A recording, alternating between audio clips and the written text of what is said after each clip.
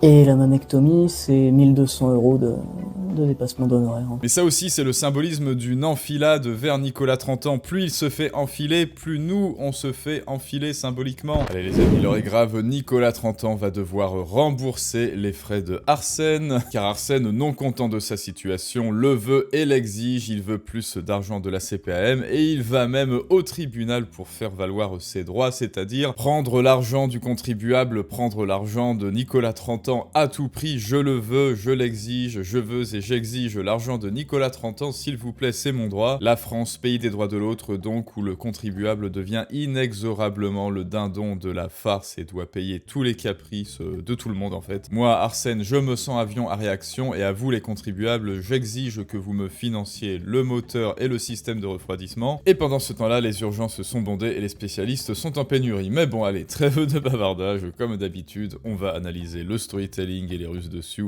de ces personnages. Comment nous font-ils passer des vessies pour des lanternes et l'enfer pour le paradis, et on va voir ça ensemble tout de suite. Et donc notre ami Arsène avant était une femme, enfin si j'ai bien compris, hein. Oui, donc qui l'eût cru, enfin je crois tout du moins, étant donné qu'il y a marqué transidentité. Il porte plainte contre la CPAM parce qu'elle ne répond pas à ses caprices. J'ai 28 ans et j'irai en audience. Bon allez, on va l'écouter. Bonjour, je m'appelle Arsène, j'ai 28 ans. Et lundi, j'irai en audience pour un procès contre la CPAM à Bobigny pour le remboursement de mes frais de transition. J'ai commencé à prendre des hormones. Donc c'était bien, c'est bien normalement une femme avant. Alors nous ne connaissons pas son dead name, peut-être qu'avant elle s'appelait Vanessa, et aujourd'hui elle s'appelle Arsène. Alors pour l'instant ça ne me pose pas de problème, du moins pas personnellement, parce qu'après tout chacun fait ce qu'il veut de son entrejambe et de tout autre orifice mobilisable, n'est-ce pas? Donc ça s'appelle la liberté, sauf que moi ce qui me dérange c'est évidemment le prosélytisme. En tant que libertarien, je n'entraverai jamais le choix de Vanessa, pardon, Arsène, oula Arsène, je n'entraverai jamais ses choix, fût-il peu éclairé, fût-il l'objet d'un caprice. Sauf que la liberté, Arsène, rappelle-toi, la liberté c'est valable pour tout le monde, et ta liberté s'arrête là où commence celle des autres. Donc le prosélytisme, hein, vous savez, à l'école, vous savez les enfants, vous pouvez changer de genre, ça c'est non, ça c'est nul, ça c'est niette, je suis libre de bien éduquer mon gamin, et toi tu es juste libre de lui foutre la paix. Donc le prosélytisme c'est non, et le second problème, mais on va te réécouter Arsène, ne t'inquiète, c'est que tu utilises notre argent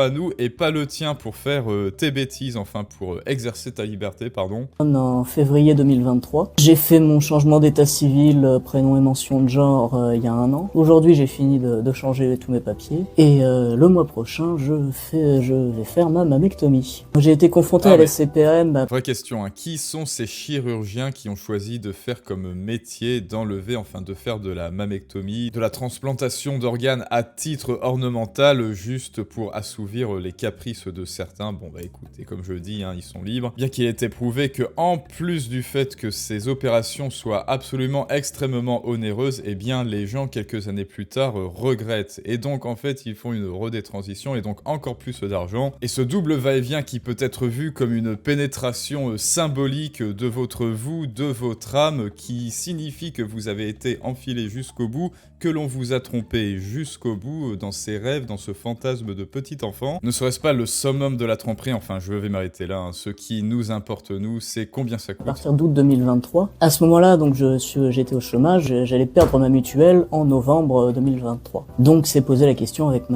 la gynécologue qui me suit, de demander une ALD pour avoir le remboursement à 100%. Mais oui, voilà, allez, je suis au chômage. Voilà, on va pas essayer de faire Madame Irma, hein. Je suis sûr que c'est un informaticien, un ingénieur bac+8, hein. Ce n'était certainement pas avant un petit étudiant en histoire de l'art, ou elle, ça n'était pas une étudiante en histoire de l'art, ou en sociologie, ou en psychologie, hein. Vous savez, ces filières qui vous apportent tout, sauf un travail, qui sont là à pur but marketing et idéologique. Enfin bon, à la base, c'était fait pour ceux qui faisaient de vraies études, et puis ensuite avec le temps c'est devenu des vraies filières parallèles. Mais ça aussi c'est le symbolisme d'une enfilade vers Nicolas 30 ans. Plus il se fait enfiler, plus nous on se fait enfiler symboliquement. Plus il se fait enfiler métaphoriquement avec tous ces traitements, ces ALD, etc. Plus Nicolas 30 ans se fait enfiler lui directement, monétairement. Vous voyez bien le mode opératoire, hein, ce plan extrêmement bien ficelé. On leur propose monts et merveilles en sociologie, psychologie. Ils sont absolument persuadés qu'ils vont trouver du boulot. Évidemment ils ne trouvent aucun boulot, et ensuite qu'ils deviennent une charge pour les contribuables, ils deviennent une charge pour toi, pour moi, pour Nicolas 30 ans, donc merci,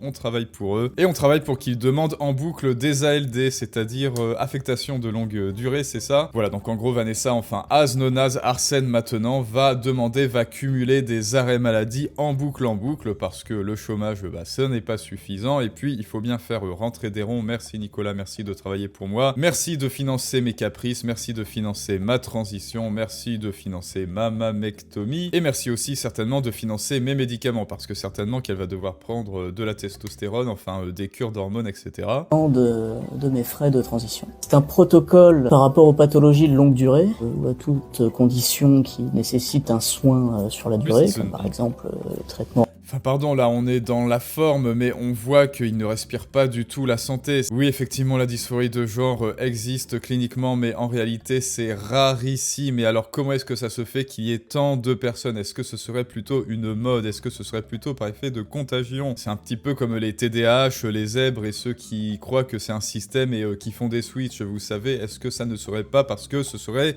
fancy? Est-ce que chez les jeunes, ils ne sont pas en train de se convaincre qu'ils vont mal? Et surtout, s'ils font vraiment une dysphorie, admettons, est-ce que ça ne serait pas plus économique et plus efficace, eh bien d'aller voir peut-être un spécialiste, un thérapeute, un psychologue, un psychiatre pour apprendre à s'accepter soi-même, à s'accepter qu'on a ce corps-là et qu'il y a une bonne raison pour laquelle on a ce corps-là, plutôt que de leur faire croire qu'ils doivent absolument dépenser l'argent de Nicolas et de toute façon, in fine, aller voir en bout de chaîne un psychologue et un psychiatre puisqu'ils ne se sentent pas bien de toute manière, puisqu'ils regrettent et puisque, d'après les stats, ils ont des envies de plus loin CID, et que psychologiquement, ils s'en verront encore plus affectés, sauf qu'au préalable, ils auront dépensé des millions à vie pour leur chimique et leur transition, des milliers d'euros, hein, comme Maître Yoda, des milliers d'euros pour leur transition, pour leur chimique, pour leur prise en charge. Est-ce que ce serait pas plus simple de, au départ, aller voir directement, de passer directement sur la case du Monopoly de la transition, d'aller directement sur la case psy, et comme ça, on fait tous des économies et tu n'es pas une charge pour nous, Arsène. En mono, c'est à vie, qui permet le remboursement des soins liés à cette pathologie ou à cette condition à 100%. Donc en août, on fait cette demande et quelques jours plus tard, je reçois un courrier m'informant que cette demande a été refusée parce que les critères médicaux permettant la prise en charge ne sont pas réunis. Les critères médicaux, bah bon, tant mieux. Mais alors du coup, là, Arsène, si je comprends bien, tu assumes que c'est une pathologie, hein, c'est bien ça? Quels critères médicaux? Je ne sais pas. Ça n'est pas précisé. Mon médecin a fait une deuxième demande. J'ai reçu un appel de la CPM à propos d'autres choses et où j'ai appris un peu comme ça par hasard que ma demande d'ALD avait été acceptée. Mais il n'y a eu aucun remboursement sur la période entre mai 2023 et le moment où j'ai effectivement commencé à l'utiliser en... Ok, donc il a une ALD, donc il va recevoir des aides, hein, parce qu'il est au chômage. ALD, aide, et là, il en redemande encore plus. Nicolas, tu n'as pas assez rasqué pour moi. Écoute, n'oublie pas que tu es en France, Nicolas. Moi, je suis un inactif, donc que j'ai tous les droits, hein, c'est toi qui gagnes de l'argent, et donc ton argent, c'est mon argent, voilà, hein, tout tort que tu détiens est un souci qui te retient. Mais bon, bonne nouvelle, Arsène est là pour te délivrer de tous tes péchés. Juin 2024. Du coup, les frais que j'ai engagés dans le cadre de cette transition qui auraient pu être couverts et qui n'ont pas été couverts, pour la testostérone, c'est 12 € par mois de produits, plus environ 8 € par mois d'infirmière. Et la mammectomie, c'est 1200 € de dépassement d'honoraires en tout. Psychologiquement, recevoir ce refus de prise en charge, ça a été un peu... Psychologiquement, ce refus de prise en charge, ça a été frustrant. Pourquoi ça a été frustrant? Parce que je pensais vraiment que tout m'était dû. Je pensais vraiment que moi, Arsène, au chômage, le contribuable, travaillait pour mon compte et que j'avais tous les droits. Donc moi, écoutez, les amis, j'en ai marre. I had a dream, je rêve d'une France où ce n'est plus Gauchotopia, où il n'y a plus les parasites du haut qui nous grignotent, les parasites du bas qui nous grignotent et qui disent